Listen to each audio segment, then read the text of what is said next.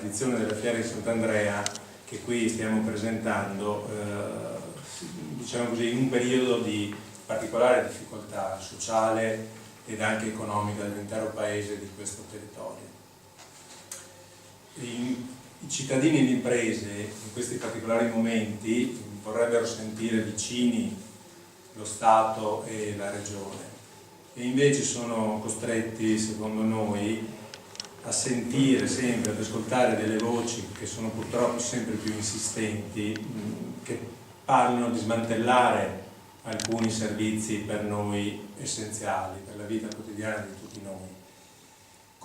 purtroppo facendoci perdere molta fiducia sul presente, se ancora ce n'è, molte certezze e soprattutto sul futuro. In mente la Fiera di Sant'Andrea, fin dalla sua prima edizione, è stato un cantiere importante perché ha permesso la nascita e poi la crescita di questa collaborazione, stretta collaborazione fra le associazioni territoriali, non solo di Confartigianato ma anche le altre, e l'amministrazione comunale. Una collaborazione che nel tempo si è consolidata, si è rafforzata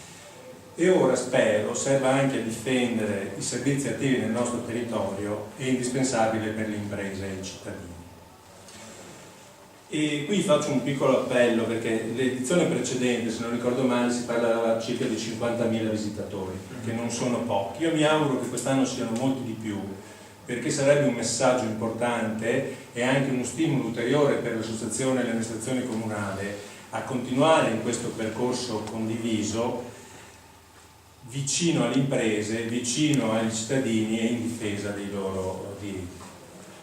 Ora questa Fiera di Sant'Andrea è stata ben presentata e si fa capire quanto sia il lavoro che viene fatto preparatorio per renderla fruibile a tutti questi visitatori.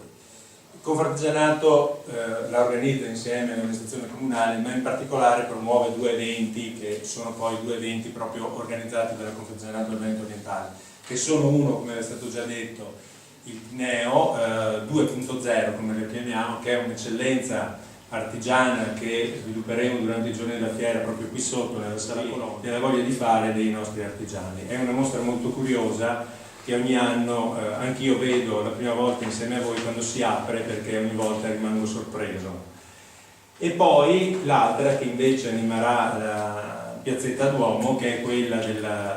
laboratorio del cioccolato, il Dolce Lemon come lo abbiamo intitolato, che coinvolge praticamente le pasticcerie locali del territorio, quelle artigianali, e dove avremo la presentazione della vita praticamente del cioccolato. Ecco, io voglio ringraziare per chiudere tutti i presenti e soprattutto l'amministrazione, perché